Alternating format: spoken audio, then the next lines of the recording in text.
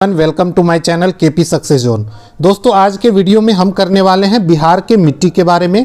BPSC का exam दोस्तों 12 फरवरी को होने वाला है। 68 बीपीएससी का जो एग्जाम है, ठीक है, उसमें जितने भी इंपॉर्टेंट क्वेश्चन बिहार से पूछा जाता है सबको कवर कराया जा रहा है। इससे पिछले वीडियो में हमने बिहार का जीआई टैग, बिहार की जितनी जलधारा देखे थे, पिछली बार जलधारा से क्वेश्चन भी पूछा गया था तो उसको भी करा दिया गया है। तो अगर आप लोग उस सारे वीडियो को नहीं देखे हैं तो प्लेलिस्ट में जाके देख सकते हैं बिहार के सारा रिलेटेड वीडियो, ठीक है। आज हम लोग बिहार की मिट्टी को एकदम डिटेल से खत्म करेंगे मैप के माध्यम से समझते हुए। तो आप लोग वीडियो के अंत तक जरूर बने रहे, इससे एक क्वेश्चन जरूर देखने को मिलता है एग्जाम में। तो चलिए देखते हैं बिहार के मिट्टी के बारे में।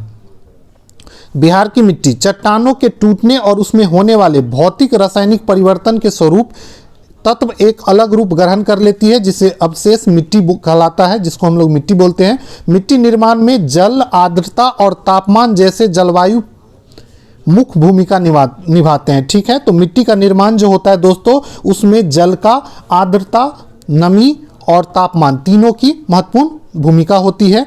बिहार राज्य की बात करें दोस्तों तो बिहार में 90% धरातल पर जलोढ़ मिट्टी, मतलब 90% बिहार में जो मिट्टी पाई जाती है वो क्या पाया जाता है, तो जलोढ़ मिट्टी पाया जाता है। तो अगर क्वेश्चन पूछे बिहार में सबसे अधिक मात्रा में कौन सी मिट्टी पाई जाती है, तो जलोढ़ मिट्टी पाई जाती है। जो कहाँ पाया जाता है, तो गंगा नदी के उत्तर और दक्षिण जलोढ़ मैदान में नदियों द्वारा लाए गए अवसादों से निर्मित होता है, ठीक है। आप लोग जानते होंगे कि बिहार में गंगा नदी जो है दोस्तों बिहार के बीचों बीच गुजरती है और बिहार को दो भाग में बांटती है। देखिए इस तरीके से लगभग गुजरती है और ऊपर वाला भाग जो है दोस्तों इसको बोलते हैं उत्तर बिहार और नीचे वाला भाग जो है दोस्तों इसको बोलते हैं दक्षिण बिहार, ठीक है।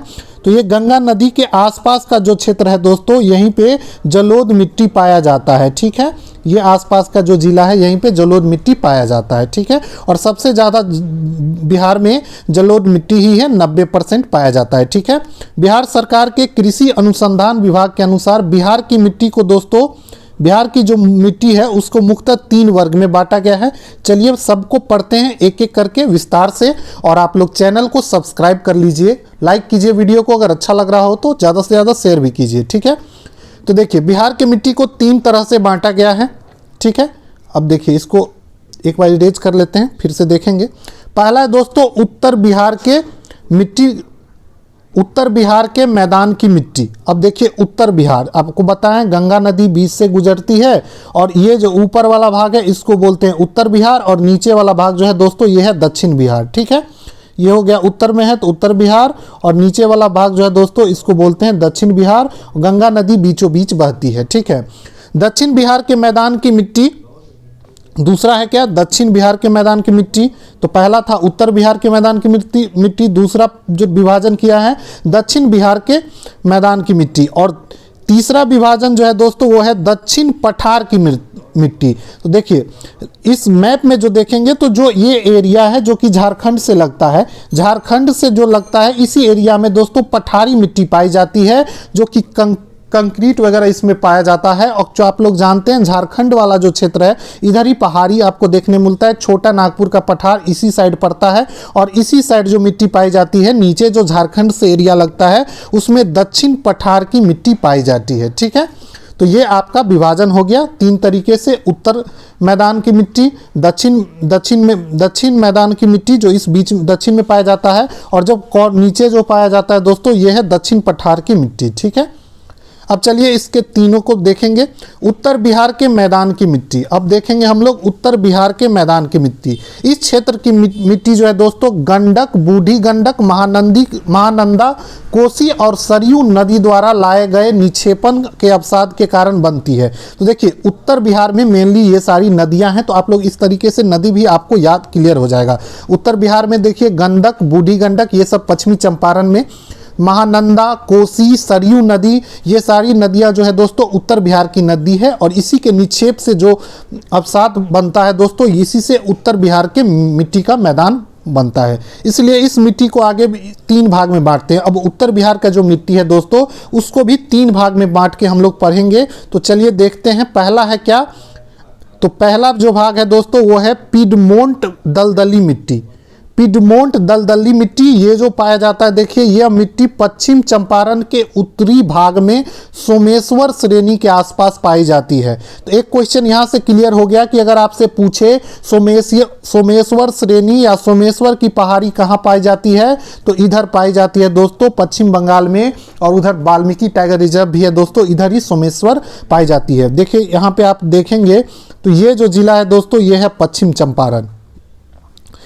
चंपारण, और ये इधर नेपाल है और इधर उत्तर प्रदेश है। पश्चिम चंपारण से एक और क्वेश्चन बनता है यहाँ पे कि पश्चिम चंपारण एक ऐसा जिला है बिहार का जो उत्तर प्रदेश के साथ साथ नेपाल के साथ भी सीमा बनाता है। तो इसको भी याद रखेंगे, अगर पूछे बिहार का कौन सा जिला है जो उत्तर प्रदेश और नेपाल के साथ सीमा बनाता है, तो दोस्तों पश्चिम चंपारण जो कि बनाता है। चलिए अब इस पे आ जाते हैं। यहीं पे सोमेश्वर की पहाड़ी भी है, ठीक है। और ये मिट्टी जो पाई जाती है पिडमोंट दलदली मिट्टी, ये भी पाया जाता है दोस्तों उत्तरी पश्चिमी भाग में, चंपारण के उत्तरी पश्चिमी भाग में। चंपारण के, तो ये देखिए चंपारण, पश्चिमी चंपारण, और ये है दोस्तों पूर्वी चंपारण, ये मोतिहारी ये वाला, ठीक है। तो इसी के दोस्तों उत्तरी और पश्चिमी भाग में पाया जाता है क्या, पिडमोंट दलदली मिट्टी, ठीक है। कहाँ, पिडमोंट दलदली मिट्टी, ठीक है। ये आपको क्लियर हो गया होगा, ठीक है। मैप से भी आप लोग देख लिए। चलिए अब अगला देखते हैं इसके बारे में, ठीक है। पर्वतीय ढालों पर अधिक वर्षा के कारण मिट्टी की परत पतली होती है। देखिए दलदली कब बनती है, देखिए पर्वतीय ढाल जो होता है वहाँ पे अधिक वर्षा होता है, और जिसके कारण यहाँ की जो मिट्टी की परत होती है काफ़ी पतली होती है। यह चिकनी मिट्टी होती है। ये मिट्टी जो होती है दोस्तों कैसी होती है, दलदली होती है और चिकनी मिट्टी होती है, और इसका जो रंग होता है भूरा होता है और पीला होता है, ठीक है। तो आप लोग देखे होंगे चिकनी मिट्टी घर में भी यूज होता है। मिट्टी में आर्द्रता और जैविक पदार्थों की अधिकता पाई जाती है। इस मिट्टी में उपजाई जाने वाली प्रमुख फसल है धान। तो अगर पूछा जाए कि चिकनी मिट्टी में कौन सा फसल उगाया जाता है, तो धान की खेती सबसे ज़्यादा होता है, ठीक है। और ये पिडमोंट दलदली मिट्टी, अगर पूछे इसमें कौन सी फसल सबसे ज़्यादा होता है, तो धान की फसल सबसे ज़्यादा होता है इसमें। और ये कहाँ सबसे ज़्यादा पाया जाता है, तो चंपारण के उत्तर पश्चिमी भाग में, ठीक है। ये हो गया आपका। चलिए अगले भाग पे चलते हैं। अगला भाग है दोस्तों तराई मिट्टी। बिहार में तराई मिट्टी पश्चिम चंपारण से किशनगंज तक भारत नेपाल सीमा के 8 से 10 किलोमीटर के क्षेत्र में पाया जाता है। देखिए भारत नेपाल सीमा की बात की गई है। पश्चिम चंपारण मतलब यहाँ से लेके यहाँ तक, ये है किशनगंज डिस्ट्रिक्ट। देखिए मैप में अगर देखेंगे तो ये है दोस्तों किशनगंज डिस्ट्रिक्ट, और ये है पश्चिम चंपारण, और यहाँ से लेके यहाँ तक नेपाल के साथ सीमा बनाती है। ये सारी जिला जो है किशनगंज भी नेपाल से सीमा बनाती है, और किशनगंज जो है दोस्तों नेपाल के साथ साथ वेस्ट बंगाल के साथ सीमा बनाती है। तो ये क्वेश्चन भी इंपॉर्टेंट है। नेपाल और वेस्ट बंगाल के साथ कौन सीमा बनाती है, तो ये बनाती है किशनगंज। और ये जो मिट्टी पाई जाती है इसी के 10 किलोमीटर का जो अगर रेडियस निकाल दी, रेडियस बोले चौड़ाई में, देखिए ये 10 किलोमीटर का जो चौड़ाई है इसी में पाया जाता है दोस्तों ये मिट्टी, तराई मिट्टी, ठीक है। ये दोस्तों नेपाल में हिमालय पाया जाता है। हिमालय का सबसे निचली क्षेत्र जो होता है उसको शिवालिक बोलते हैं, और उसके नीचे जो होता है उसी को तराई क्षेत्र बोला जाता है। और इसी में दोस्तों 10 किलोमीटर की चौड़ाई में पट्टी में के रूप में यहाँ पे पश्चिमी चंपारण से लेके इधर किशनगंज तक क्या पाई जाती है, तो तराई मिट्टी पाई जाती है। तो आप लोग समझ गए होंगे कि तराई मिट्टी पूछे कहाँ पाया जाता है, तो ये पश्चिमी चंपारण से किशनगंज तक पाया जाता है, और भारत नेपाल सीमा पे। अब देख लीजिए भारत नेपाल सीमा पे कौन कौन से जिला है, ठीक है।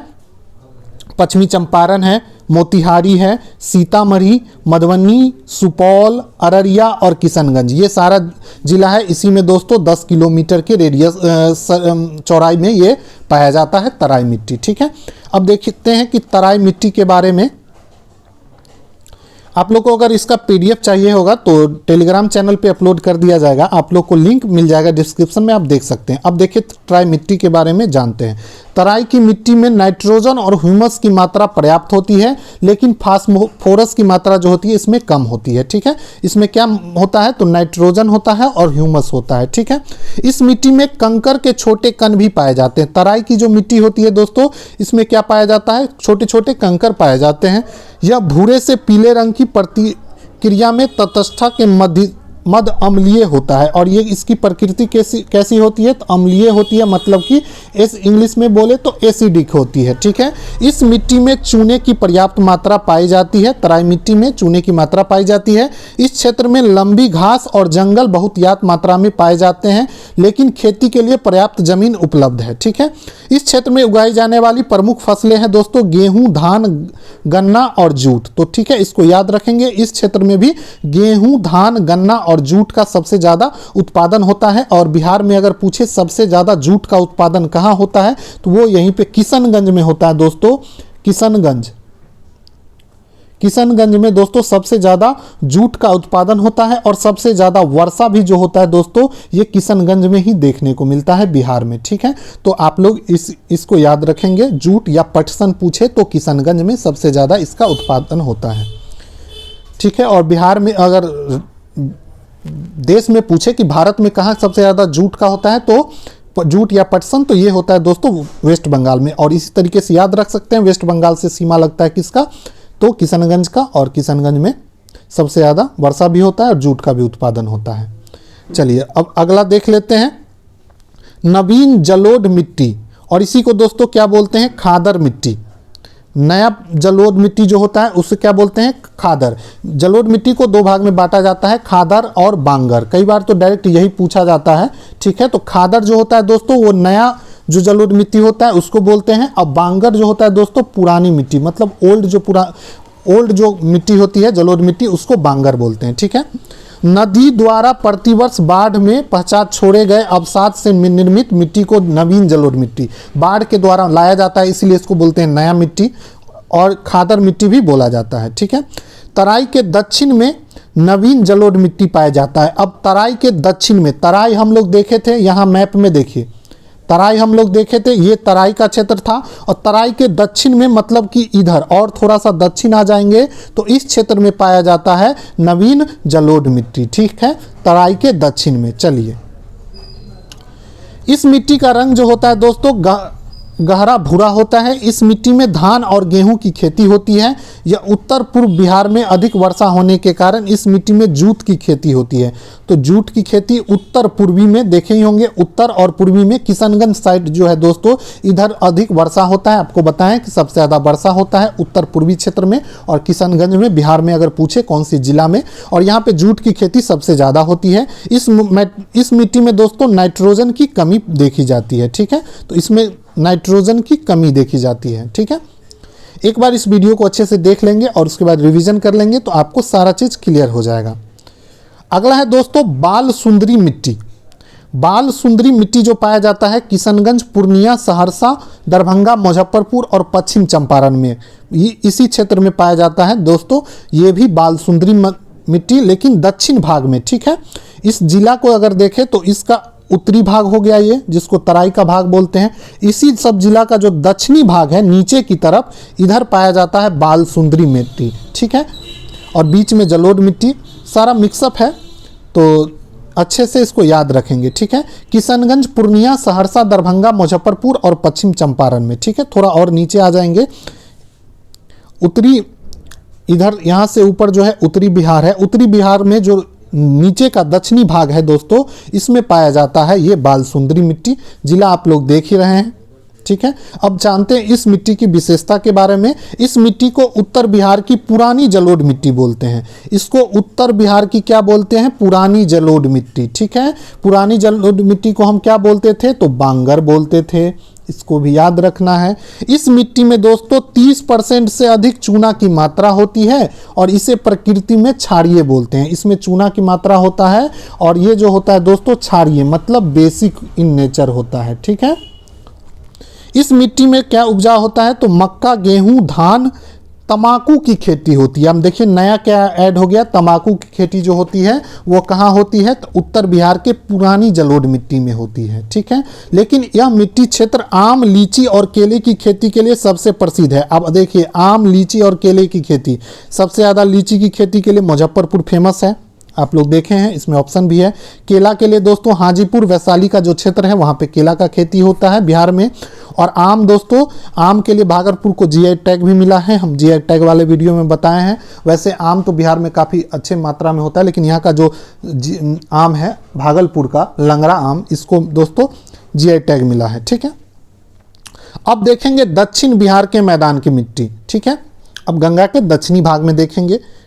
इस प्रकार की मिट्टी उत्तर गंगा के मैदान और दक्षिण पठार के बीच पाई जाती है। यह सोन, पुनपुर और फल्गु नदी द्वारा जमा जलोढ़ के कारण बनती है। तो यहाँ से आप लोग को याद हो जाएगा कि दक्षिण बिहार में कौन कौन सी नदी बहती है, तो सोन, पुनपुर और फल्गु नदी जो है दोस्तों, ये दक्षिण बिहार में बहती है। ठीक है, सोन, पुनपुन ये पटना के आसपास है, ये आरा की तरफ से आती है और गंगा में मिलती है। पुनपुन भी ये पटना के आसपास है और फल्गु नदी दोस्तों गया में देखने को मिलता है। ठीक है, पहला है इसमें देखिए करेल केवाल मिट्टी। करेल केवाल मिट्टी यह दक्षिण बिहार की पुरानी जलोढ़ मिट्टी है। ये दक्षिण बिहार की पुरानी जलोढ़ मिट्टी है। इसका जो रंग होता है भूरा से लेकर पीला तक होता है। यह मिट्टी का विस्तार टाल क्षेत्र के दक्षिण में होता है। रोहतास, गया, औरंगाबाद, जहानाबाद और मुंगेर, भागलपुर में इस मिट्टी का विस्तार पाया जाता है। ठीक है, यह अत्यधिक उपजाऊ मिट्टी है। इस मिट्टी की जल ग्रहण क्षमता अधिक होती है। इस मिट्टी में जल ग्रहण क्षमता अधिक होती है। तो आप लोग जानते होंगे कि बिहार का जो दक्षिणी भाग है, नीचे वाला भाग है, यहाँ पे सूखा पाया जाता है। अभी अभी आप लोग देखे होंगे कि नीतीश कुमार जी ने गंगा के जल को दक्षिणी भाग में नवादा, राजगीर के लिए उपलब्ध कराया है। बहुत सारे 3-4 जिला है, तो उसको भी हम लोग देखेंगे। यह अत्यधिक उपजाऊ है। चावल और रबी फसल जैसे गेहूं, अलसी, दलहन और चना के लिए सबसे उपयुक्त मानी जाती है। कौन सा? चना के लिए। तो ये दोस्तों ये मिट्टी जो है वो। ठीक है, अब देखते हैं टाल मिट्टी। टाल मिट्टी जो है दोस्तों, ताल निम्न भूमि का क्षेत्र है और वर्षा काल में जल प्लावित रहता है। ठीक है, वर्षा काल में ही, मतलब टाल के क्षेत्र में जिस समय वर्षा का काल होता है उसी समय बारिश होती है, जल उपलब्ध होता है। बाकी टाइम में ये सूख जाती है। दक्षिण बिहार की जो भी नदियां हैं दोस्तों, वो वर्षा के टाइम में ही जल होता है उसमें, बाकी उसके बाद सूख जाता है। ठीक है, यह मिट्टी बाढ़, पटना, भागलपुर और गंगा नदी के दक्षिणी किनारे पर 8 से 10 किलोमीटर की पट्टी में पाई जाती है। आप लोग अगर देखेंगे तो ये गंगा नदी अगर बीच से बहती है तो इसके दक्षिणी भाग में पटना के 10 किलोमीटर के रेडियस में ये मिट्टी पाई जाती है। इसको टाल का क्षेत्र बोलते हैं। और जो लोग बाढ़ तरफ के होंगे तो उसको जानते होंगे कि टाल की मिट्टी क्षेत्र जो है वो काफ़ी इंपॉर्टेंट है।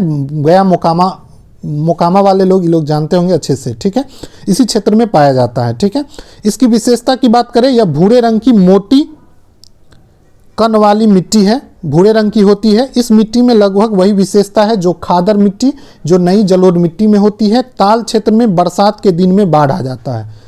खरीफ फसल की खेती का दायरा सीमित या नग्न होता है। यहाँ पे खरीफ की फसल जो होती है काफ़ी कम होता है, रबी फसल होता है ज़्यादा।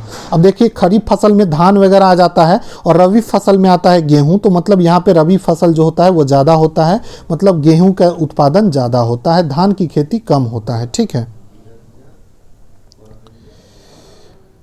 चलिए कहाँ थे हम लोग? अरे क्या हो रहा है, यहाँ पे थे। ठीक है, लेकिन इस क्षेत्र में रबी फसल की खेती बहुत बड़े पैमाने पर होती है। मतलब जो रबी फसल है जैसे गेहूं वगैरह की खेती बहुत होती है। यह मिट्टी दलहन उत्पादन के लिए भी प्रसिद्ध है और यहाँ पे दलहन का भी उत्पादन काफ़ी अच्छे मात्रा में होता है। ठीक है, अब अगला है दोस्तों बलथर मिट्टी। यह मिट्टी जो बलथर मिट्टी जो है छोटा नागपुर पठार और गंगा दक्षिणी क्षेत्र में। छोटा नागपुर पठार जो है कहाँ पे है पूछे तो ये है दोस्तों झारखंड में, और झारखंड के क्षेत्र में ये मिट्टी पाई जाती है, बलथर मिट्टी। ठीक है, इस मिट्टी का विस्तार देखिए दोस्तों, कैमूर से भागलपुर तक 5 से 15 किलोमीटर तक संकीर्ण पट्टी के रूप में पाया जाता है। कैमूर से भागलपुर, देखिए यहाँ पे ये है कैमूर डिस्ट्रिक्ट अगर आप लोग देखें तो, और यहाँ भागलपुर देखिए, इधर कटिहार, यहाँ भागलपुर, इसके बीच में पाया जाता है ये मिट्टी। ठीक है, और छोटा नागपुर का पठार दूसरे झारखंड से लगा हुआ क्षेत्र है, ये झारखंड से जिला मतलब सीमा बनाती है। ठीक है, तो देखिए, तो ये बलथर मिट्टी जो पाई जाती है एकदम दक्षिणी क्षेत्र में पाया जाता है 5 से 15 किलोमीटर तक। ठीक है, छोटा नागपुर के पठार के क्षेत्र में। ठीक है, चलिए इसे लाल पीली मिट्टी के नाम से भी जाना जाता है। इसको किस नाम से जाना जाता है? तो लाल पीली मिट्टी के नाम से जाना जाता है। इस मिट्टी में हल्के कंकर मिलते हैं। इसमें लाल रंग की अधिकता होती है। इसमें लाल रंग की अधिकता होती है। इस मिट्टी की जो प्रकृति होती है दोस्तों, वो कैसी होती है? तो अम्लीय होती है। तो आपको याद रखना है कौन सा अम्लीय होता है, कौन सा क्षारीय होता है, इसको काफ़ी ध्यान में रखना है, एग्जाम में पूछ देता है। इस मिट्टी में जल ग्रहण क्षमता कम होता है। इस मिट्टी में लोहे के अंश पाए जाते हैं। आप देखिए, लोहे के कारण ही दोस्तों इसका लाल रंग जो होता है दोस्तों, यहाँ देखिए फेरिस लोहा के रंग के कारण होता है। अपर्दन की अधिकता के कारण इस मिट्टी में कृषि की संभावना बहुत कम होती है। इस क्षेत्र में दोस्तों कृषि की संभावना कम होती है। पत्थर वगैरह ज़्यादा रहता है, पहाड़ी एरिया है, किशनगंज वगैरह, किशनगंज बोल रहे हैं, कैमूर वगैरह, और यहाँ पे कृषि कम होता है। इस मिट्टी में सामान्यतः मोटे अनाज उपजाए जाते हैं। मोटे अनाज उपजाए जाते हैं जिसमें मक्का, ज्वार, बाजरा, आलू, इसकी खेती इधर ज़्यादा होता है। ठीक है, तो जो ये वाला क्षेत्र है देखिए, इसमें क्या होता है? मोटा अनाज की खेती होती है। और कैमूर से लेके भागलपुर तक जो झारखंड का बॉर्डर है दोस्तों, उधर ये मिट्टी पाई जाती है। ठीक है, क्या बोलते हैं इस मिट्टी को? तो बलथर मिट्टी बोलते हैं। ठीक है, बलथर मिट्टी। मैप से आप लोगों को क्लियर हो रहा होगा। अगला वीडियो हम लोग एक नए टॉपिक पे बनाएंगे बिहार के, जिससे क्वेश्चन बार बार पूछा जाता है। आप लोग चैनल से जरूर सब्सक्राइब कर लीजिएगा। आप लोग कमेंट में भी बता सकते हैं कि आप लोग को अगला वीडियो कौन से टॉपिक पे चाहिए। ठीक है, चलिए अगला अब देखेंगे दक्षिण पठार की मिट्टी। दक्षिण पठार की मिट्टी, बिहार के दक्षिण पठार में दो प्रकार की मिट्टी पाई जाती है। एक है लाल और पीली मिट्टी। ठीक है, ये मिट्टी आग्नेय और कायांतरिक चट्टानों के विघटन से बनती है। लाल और पीली मिट्टी जो है दोस्तों, आग्नेय और कायांतरिक चट्टान के विघटन होने से बनती है।